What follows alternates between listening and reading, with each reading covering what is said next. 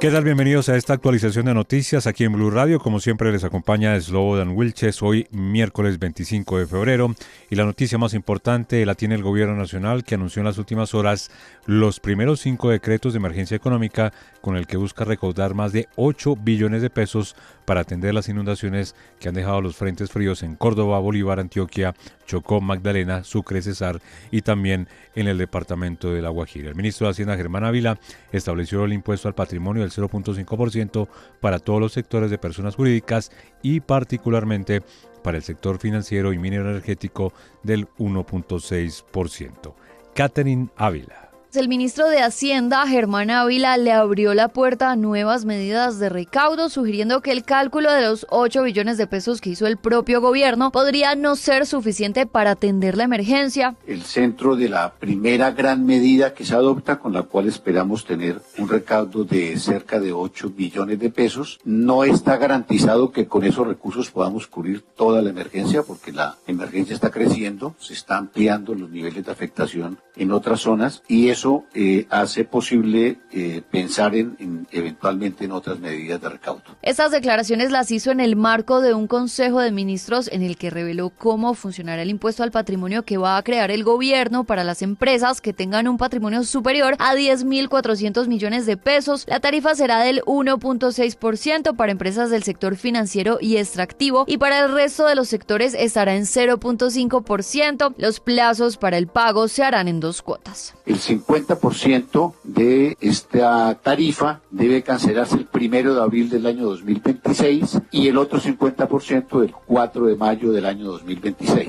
Muchos de estos recursos van a ser necesarios para intervenciones de una escala significativa, tanto en materia agraria como en materia de infraestructura, que requieren una intervención inmediata y por eso hemos planteado plazos muy cortos. Se espera que el 56% de los recursos se concentren entonces en los 2 sectores con mayor sobretasa. El ministro de Hacienda anunció que habrá otros decretos que aún no se han definido debido a que están relacionados con las inversiones forzosas que está negociando el gobierno con los bancos. Esto en medio de los cuestionamientos del presidente Gustavo Petro al sector, al que señaló de engañar al gobierno con el pacto por el crédito y enriquecerse mientras la economía colombiana atraviesa graves problemas. Y en otro de los decretos, el Gobierno Nacional establece que las empresas generadoras de energía que están ubicadas en las zonas afectadas por las lluvias deberán transferir un porcentaje de las ventas brutas para financiar la medida ante la emergencia invernal. Será por 6 meses. También hay 2 decretos para la expedición de créditos agropecuarios y la compra de tierras en las zonas afectadas por las lluvias. Alejandra Bello. El gobierno presentó un paquete de decretos regulatorios en el marco de la emergencia económica por las lluvias y uno de los más relevantes se enfoca en el sector hidroeléctrico. La ministra de Ambiente encargada, Irene Vélez, explicó que el decreto establece que las empresas generadoras de energía deberán transferir un porcentaje adicional de sus ventas durante un periodo de 6 meses. Estamos por un periodo de 6 meses para la financiación de todas las medidas, pidiendo que se adicione el 2% de las ventas brutas de energía para este sector. Usualmente hay un 1% de esas ventas brutas que se traspasan a las corporaciones autónomas regionales. En este caso, entonces, hay un adicional que aplicaría para aquellas generadoras, tanto hidroeléctricas como centrales térmicas, que tienen sus plantas en esta región.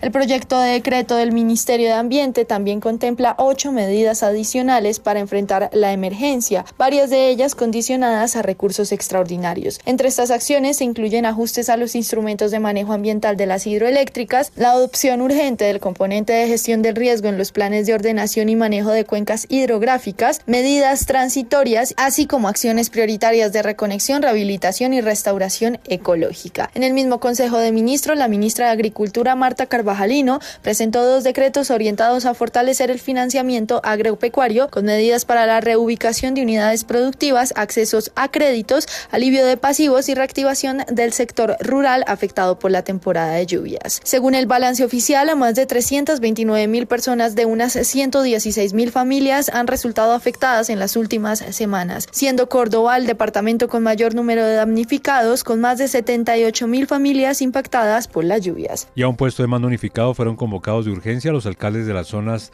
de impacto del río Sinú debido a que las lluvias incrementaron aceleradamente los aportes al embalse de Urrá y aunque está conteniendo las descargas, la situación se puede salir de control. Ingel de la Rosa. Las incesantes lluvias en Córdoba triplicaron este martes el caudal entrante al embalse de la hidroeléctrica Urrá, donde en horas del mediodía reportaron un ingreso cercano a los 1.800 metros cúbicos por segundo, siendo que el lunes los valores oscilaron entre 500 y 676 metros cúbicos por segundo. Aunque las descargas del río Sinú aún están controladas, este incremento del caudal entrante reactivó las alarmas, por lo que los alcaldes de las poblaciones ribereñas fueron convocados a un puesto de mando unificado para analizar esta situación y tomar nuevas medidas. Uno de los convocados fue el alcalde de Lorica, Carlos Mario Mansur, quien afirmó que si el caudal entrante se mantiene al alza, la situación nuevamente se puede salir de control. Si esto sigue así constante, claramente no van a poder seguir controlando y ahí es donde viene el problema. Si se empieza a soltar más de 700, 800, en unas cuantas horas se va a ver reflejado en la creciente en los niveles del río y ahí sí que nos empeora la cosa. Al caer la noche, el caudal entrante reportó un leve descenso. Sin embargo, durante el PMU, la Gobernación de Córdoba pidió a los consejos municipales de gestión del riesgo mantener en alistamiento sus planes de contingencia por posibles nuevas inundaciones, intensificar el monitoreo permanente de niveles de los ríos, realizar seguimiento especial a rompederos activos, entre otras medidas. Y la autopista Medellín-Bogotá en el tramo del santuario Caño Alegre continúa con cierre en jurisdicción de San Luis por cuenta de un gigantesco derrumbe que se registró en las últimas horas. Maquinaria Amarilla trabaja en la zona. Danilo Arias en Medellín. Pues las lluvias nuevamente generan dificultades en materia de infraestructura para Antioquia tras la caída de material en las últimas horas sobre la vía Medellín-Bogotá, que taponó por completo el paso por este corredor y mantiene aún en incertidumbre la reapertura al menos a un carril. La novedad se registra en el tramo Santuario Caño Alegre, jurisdicción del municipio de San Luis, donde el INVIAS dispuso 2 retroexcavadoras y 8 volquetas para ejecutar esas labores de remoción de material. Las autoridades están evaluando constantemente la estabilidad del talud, pues las lluvias en esta zona del oriente del departamento podrían provocar nuevos desprendimientos de tierra y poner en riesgo a los operarios que avanzan en estas labores. Por ahora las autoridades recomiendan tomar hacia el Magdalena Medio o el centro del país la ruta alterna Medellín-Cisneros-Puerto Berrío, que podría también tener mayores tiempos de transitabilidad por cuenta del alto flujo de vehículos ante la contingencia. Y cambiamos de tema porque hay avances en el caso de Diana Ospina, quien apareció con vida tras un caso de paseo millonario en Bogotá, mientras su abogado pide que este episodio no quede en la impunidad. Y en otro hecho, también de inseguridad en Bogotá, el alcalde del municipio de Ospina, en el departamento de Nariño, resultó herido con un disparo en medio de un intento de robo que se registró en el sector de Corferias, también aquí en la capital del país.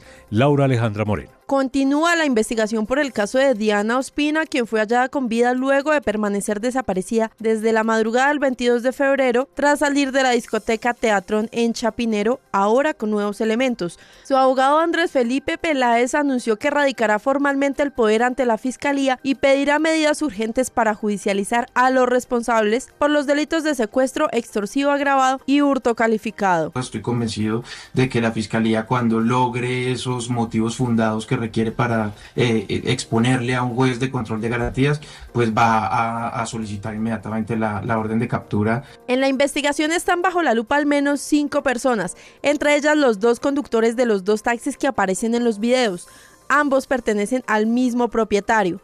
El conductor del vehículo que abordó Diana ya fue entrevistado por las autoridades y aseguró no tener relación con el crimen. Sin embargo, se conoció que el hombre de 21 años tiene antecedentes por hurto y que fue judicializado en 2024 por un caso con un modus operandi muy similar. Y en otro hecho de inseguridad en Bogotá, ayer el alcalde del municipio de Ospina, Nariño, Nixon López, resultó herido tras resistirse a un atraco en la localidad de Teusaquillo en inmediaciones a Corferias. 2 hombres en motocicleta lo habrían interceptado y en medio del forcejeo le dispararon. El coronel Norberto Caro, jefe de la seccional de protección y servicios especiales de la Policía Metropolitana de Bogotá. El estado de salud, pues al parecer es estable. Lo que se pudo evidenciar, recibió un impacto al parecer por arma de fuego en la parte de la cadera. El alcalde López fue trasladado a la Clínica Colombia, mientras la policía adelanta la investigación para identificar y capturar a los responsables. Y vamos ahora a la ciudad de Cúcuta porque hay conmoción tras la muerte de una mujer mayor dentro de un dispensario de medicamentos mientras solicitaba la entrega de pañales para su hijo en condición de discapacidad. Richard Quiñones. Cecilia Quintero tenía 70 años, estaba en el dispensario de Cafam, sobre la calle 15, en el barrio Caos de la ciudad de Cúcuta, solicitando la entrega de pañales de su hijo, que no se le entregaba desde el mes de septiembre. La situación se fue complicando. Después de un par de preguntas y respuestas en medio de una entrevista a un medio digital, la mujer se desplomó y falleció en el lugar. Luego de 4 horas, su cuerpo fue trasladado hacia medicina legal. Marta González es una de las usuarias que estuvo en el sitio y narra un poco de lo sucedido en medio de este hecho que aún produce conmoción.